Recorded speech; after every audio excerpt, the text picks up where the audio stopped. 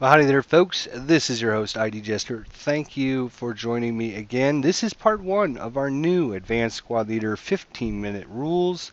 Part one, set your phasers to stun, because we're going to be talking about the different phases of the game.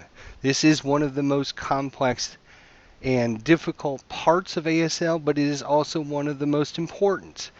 This is going to be kind of a quicker overview of the phases, and we'll probably delve into each one individually in its own episode, but I want for those players out there who don't understand the different phases or the process of ASL to kind of understand what's going on. I've kind of had to re-record this episode because the last one went a little bit longer. I am trying to get these done in 15 minutes or less, but seriously, the phases is so important that I could probably spend several hours talking about them, but so this is going to be just a quicker overview. As you can see here, there are 8 different phases, starting with the rally phase. It is non-interactive. What I mean by non-interactive is players aren't competing against one another, although both players will take part of the rally phase, and that is abbreviated RPH. The next phase that comes is the prep fire phase. Again, it is non-interactive because players are not competing against one another. And in this phase, which is abbreviated PFPH, it's just the attacker that's going to be taking part of the prep fire phase. The next 3 phases are what I call the meat of the ASL system. We're talking about the movement phase, defensive fire phase, and the advanced fire phase. And these 3 phases, while all of them are important, whichever player uses their units to the best of their abilities during these phases will have an advantage over their opponent. So understanding these phases are one of the most important thing, but all the different phases are important. When we're talking about the movement phase, this is the first and probably most interactive phase of the game. The attacking player is going to be moving his units around the board. The defender is then going to opportunity fire. In this game, it's called first firing and subsequent first firing and all that. But basically, think of it as an opportunity fire. If we look at our vassal module here, if I was to say take this American unit here, and during the movement phase, it's moving around the battle board, and at that point, the German player can then attack it with defensive first fire. It's very interactive phase. We're going to talk more about this individually. Defensive first fire, subsequent first fire, final fire, all important parts of the movement phase. But basically, what I want you to understand is this is a very interactive phase. Both players are going to be using their units to the best of their abilities. Next phase is going to be the defensive fire phase. It's non-interactive. It is abbreviated DFPH. I do have the abbreviations here because I want you to know when you're looking through the rule book or when we're talking about different rules, a lot of these abbreviations are listed there, so understanding what they are, what phase we're talking about, is very important. Defensive fire phase, the defender is going to be activating his units that had not already first fired and final fired. We're going to go over more of that information later, but it's not interactive. The defensive player is going to be able to basically activate his units at that point. After that, then we go to the advanced fire phase. Again, a non-interactive phase. Just the attacker is going to be able to activate his units during this phase. Very important. It's abbreviated AFPH. We have the route phase, another non-interactive, abbreviated RTPH. Route phase. This is where each player is going to route their units that are broken during the turn. After that, we get to the advanced phase, another non-interactive. It's abbreviated APH. And in this phase, the attacker is going to be able to advance some of his units. And last but not least, we get to the close combat phase, another interactive, highly interactive phase. If we have units of both players in the same hex. They're now going to get out their bayonets and knives, and they're going to get hand-to-hand combat. And we're going to be participating in the close combat phase. CCPH is the abbreviation. It should also be noted that these phases are color-coded, not by me, but by the game. And you might think, wow, that's pretty cool. It looks nice and everything, but it's actually done for a reason, actually. When you have a prep fire, you're going to put a prep fire counter, like this one, on the unit. And you notice that it is orange in color, just like the prep fire phase. And basically the colors are going to correspond and let you know when it is safe to take these counters off of your units. So if we look at the defensive fire phase here, which is kind of a pinkish purple, again, first fire, final fire counters are all pinkish and purple, which means at the end of the defensive fire phase, you no longer need to keep those counters on your units. You can remove them.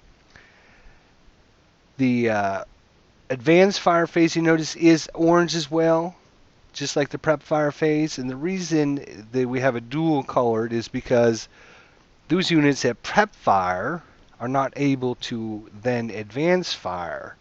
So you're going to know, okay, well, this unit has prep fired, so I can't advance fire with it. And once the advanced fire is phased, then you can remove both the advanced fire and the prep fire counters. If your unit becomes pinned, you notice pinned is a red in color. So the pin counters are actually going to stay on until the end of the close combat phase. So everything is color coded to kind of help you understand the different phases of the game. And also you will see here our little phase disc. This is a handy, very handy little device that you can find in the wonderful Vassal module. If you have downloaded Vassal and have your advanced squad leader working with Vassal, you can have access to the little phase disc. I would definitely recommend you print out a copy or whatever you think is best for you and your playing partners. I've made some of these little phase discs, is what I call them, the phase discs. I've given them to some of my other ASL players that I know, and they seem to really enjoy having that as well. And basically what I do is me and whoever I'm playing with, we just use the north direction as whatever is the current phase. And once that phase is over, we will then just spin the disc to the next phase. And so we would go to the prep fire phase, and when that phase is done, we skin it again, and it goes up to the movement phase, and et cetera, you can see. And it just helps you keep track of what phase you're going into, what phase you've already passed, what phase is coming up. For those players that are not as familiar with the different phases of Advanced Squad Leader, this is a really great tool. Highly, highly recommend you do it. If we look at Section A of the rulebook, subsection 3.0, we're going to be looking at all of the sequence of play. This is going to talk about the actual game turn. Represents 2 minutes of actual game time and consists of 2-player turns. So basically the attacker is going to be designated by the scenario, and he's going to go through the 8 phases, and the other player is going to be the defender. And when the attacker is completed all of his phases in step, then the roles reverse, and the defender becomes the attacker. The attacker then becomes the defender, and that player then goes through all 8 phases in order once again, and that has completed 1 turn of the game. So if you have a scenario that's, say, 6 turns long, each player is going to go through their being attacker and then defender 1 time each in each turn, and they're going to do that 6 times. So that's how 1 turn is basically 8 phases. The attacker gets a half a turn, then he becomes the defender, the other player becomes the attacker, and he takes the other half of the turn. And basically that represents 2 minutes of actual game time. If we look at the rally phase, RPH, You can do several things, and this is kind of a quick overview, just like I'm trying to do here, kind of just a kind of not detailed information, but kind of a basic information about each of the phases. You're going to repair your weapons, but more importantly, you're going to try to rally your broken units once they've been broken. Obviously, it's called the rally phase for a reason. The most important thing you're going to try to do is rally your units. And there's some other things we're going to get to do during the rally phase, but most importantly, the one thing you should keep in mind is each unit can only do one thing during the rally phase. So if they try to deploy, then they can't try anything else. The prep fire phase, as I mentioned earlier, the attacker is going to be able to designate his units to fire or become opportunity firers or perform labor tasks. But most importantly for the prep fire phase, it's going to be prep fire. Basically, your units fire before anybody else does anything for the round. So it's a good way to get off some shots right off the bat and try to damage their enemy units so that he can't do anything later on in the turn. And we have the movement phase, like I said, one of the probably the most interactive of all the phases, where the attacker is going to move his units around. The defender at that point is going to try to shoot at some of his units, trying to damage them and break them and try to cause them not to get into a certain position or take victory locations or anything like that. So very highly interactive phase. Both players taking different actions during it. The attacker moving his units, the defender deciding whether or not he wants to shoot at these units. If once that phase is complete, all of the defensive units that have not shot will then get their own opportunity to shoot. And again, I'm just kind of broad overviewing this. There are some restrictions. If any, for those of you players out there that know ASL, or if you're learning ASL, the one thing to keep in mind is there are always rule exceptions. There are always, when I'm talking about just broad overview, there's always some specific other rules that might apply.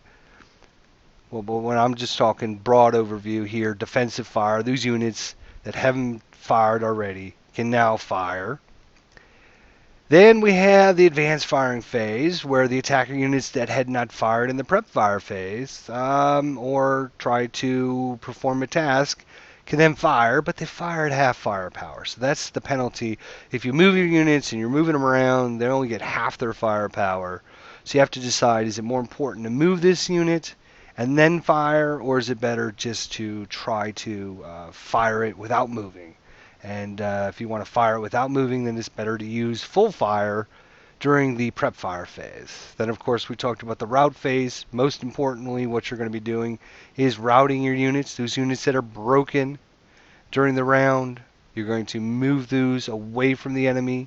Try to find locations that they can have cover away from the enemy units, so they can try to recover from being broken.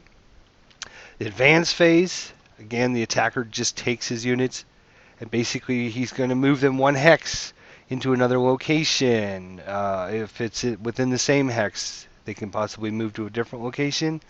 But he's going to be able to move those units one more space, try to get them into better positions after all the other routing and firing and everything that is done.